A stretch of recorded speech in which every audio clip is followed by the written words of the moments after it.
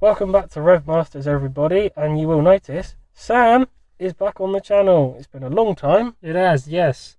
But today we're going to get some new awesome interior lighting installed. We're going to be replacing these horrible things on the ceiling with LEDs, and we're going to get some ambient lighting in the footwells and under the seats, and even putting in some light up door sills.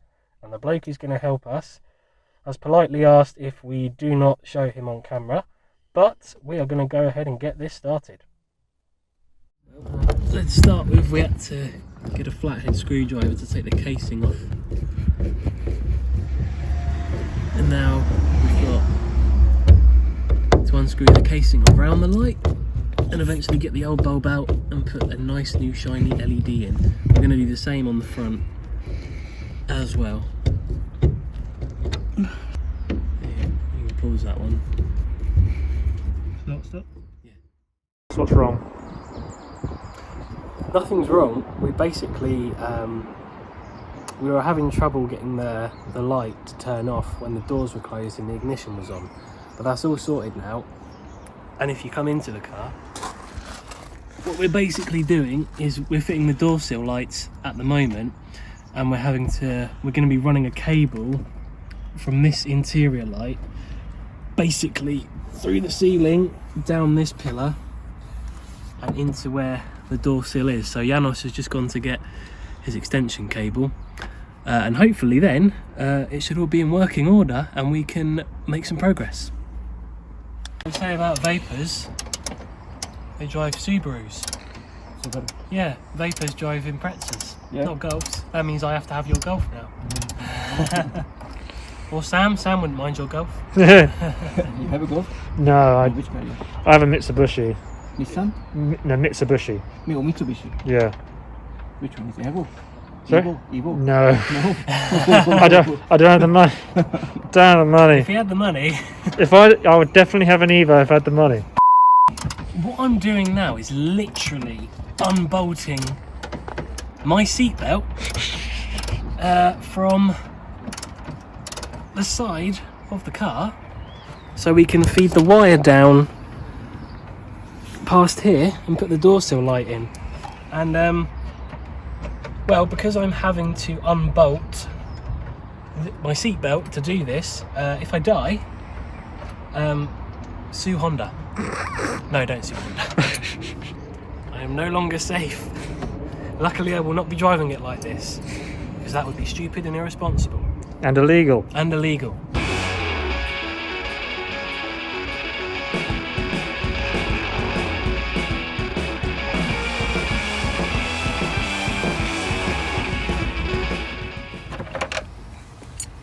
No, if I die, it's because of you.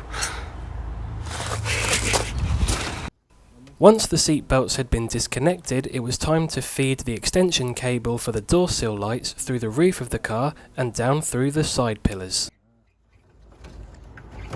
You got it? Problem solved. We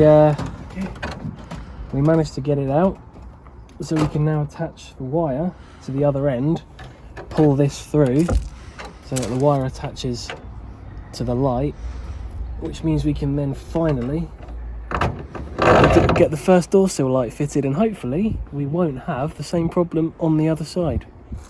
I hope you're crossing your fingers, Sam, because I don't want to do this again. Have we run into another problem? We have run into another problem, it seems. So upon trying to run the wire down the door sill light, it's got stuck on something in between the roof and the roof lining. So we've had to unplug the seat belt, and we're now trying to get this casing off to see where to unstick it from. So this is all fun and games at the moment. It's not quite going to plan. Try again.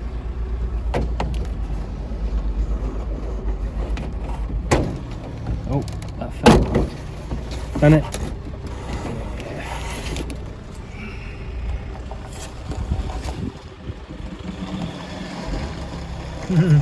One down, one to go, eh? Yeah. Why do you have to choose the things that are so difficult? Well, I didn't know it was going to be this difficult. If I'd have known, I probably still would have done it anyway.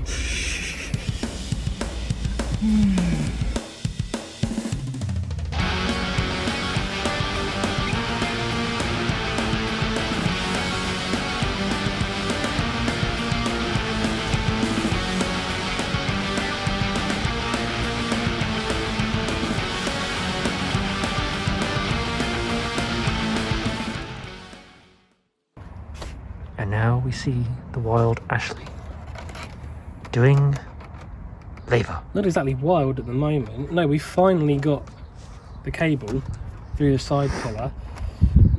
It was easy. We Easy. didn't have any problems at all. No. So now, I suspect a lie. no, not me. Now we are going to be going to drill a tiny hole in the existing door sill to pass the wire through for the new one. The only issue is if I can find what he's done with it. What, this? That, yes, that. This was originally attached to here, which meant we would have needed quite a big hole. That wouldn't have looked good. So what Janos has done, he's just cut it down.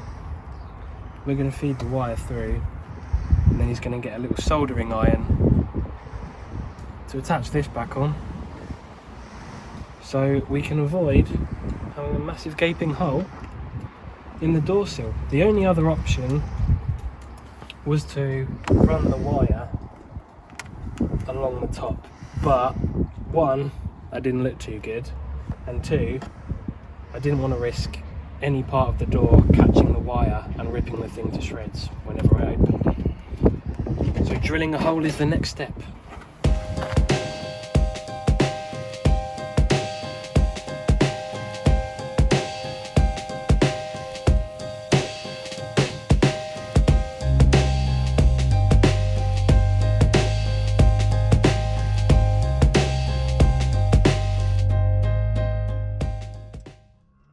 So you being Mr. Precise Yeah.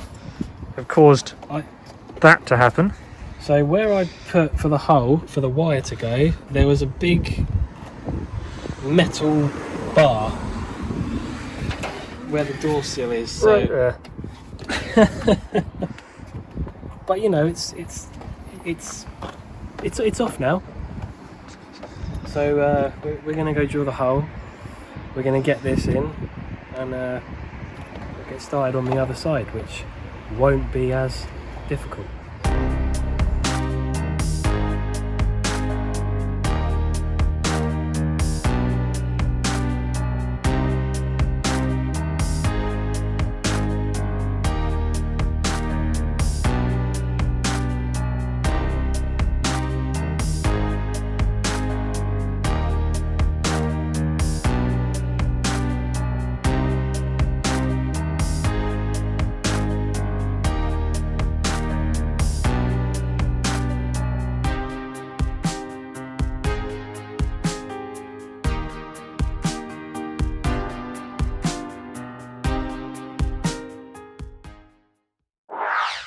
These are new LEDs we've got for the ceiling. We have already put one in the back. We've gone for the one that's got 3 of these yellow strips. I don't really know. Oh, they're the diodes. Yes, they are. To emit more light in the back, but at the front, we obviously only need 2 strips of diodes because there are 2 LEDs, and luckily the packet of LEDs came with this handy little thing. The handy thing. Yes. So we are simply Who going doesn't to love a handy thing? You're going to turn them on. use that.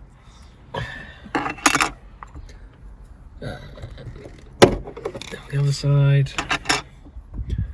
Right. Take out the old ones. That's literally what they are there.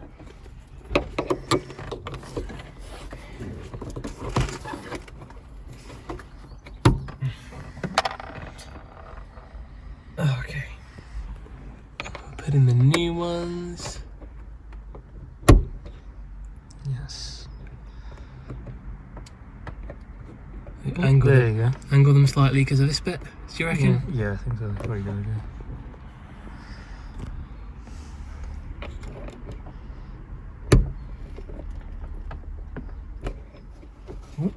Let's be in a tricky little Bastard. yeah. Tricky bugger. There we go. Nicely done. Don't get blind. That's so bright. That's not bright. It's so much better.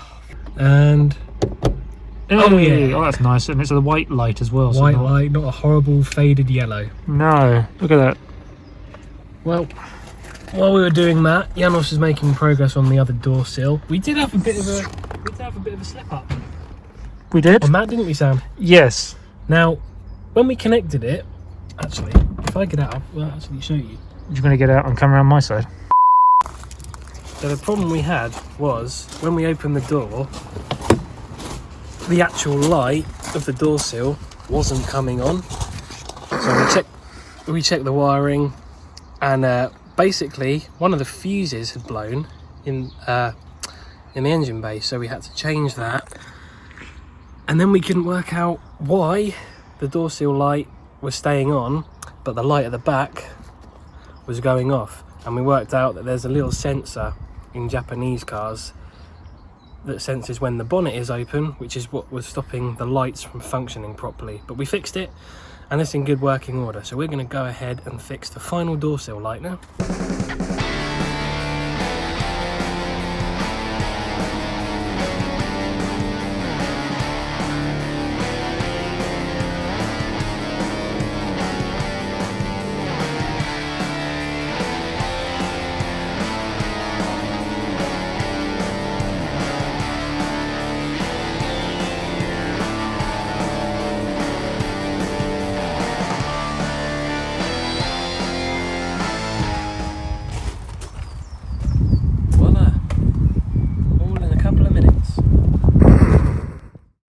With the door sill lights now connected and working properly, it was time to reconnect the seat belts so that Sam and I didn't suffer a horrific and painful death on the way home.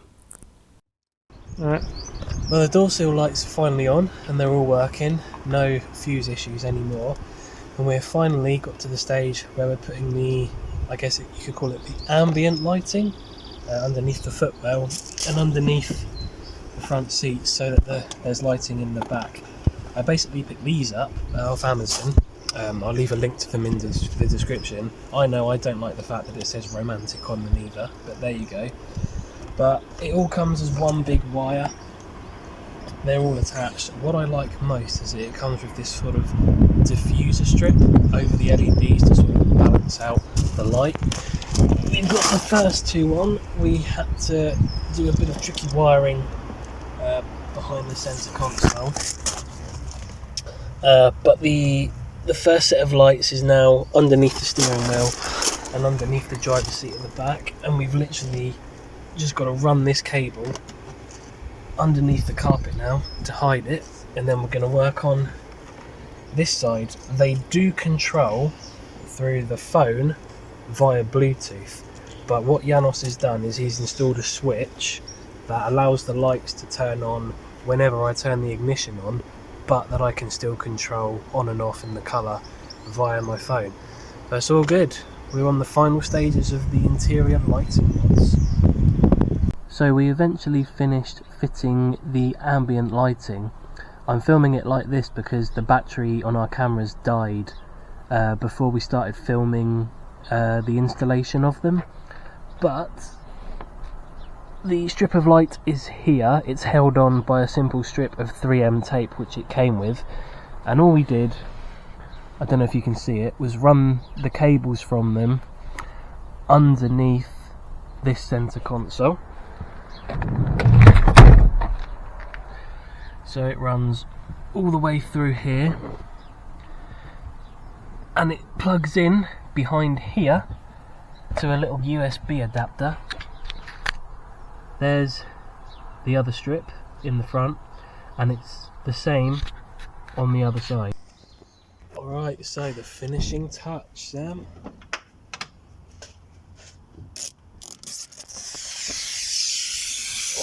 Oh, so shiny. Nice and shiny.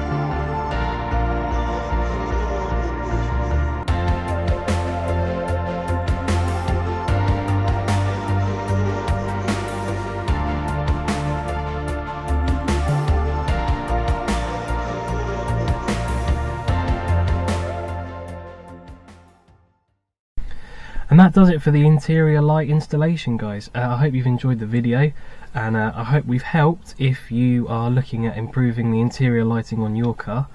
As always, leave a like and a comment if you enjoyed the video, and don't forget to hit the red line below in order to subscribe. And we'll see you in the next video.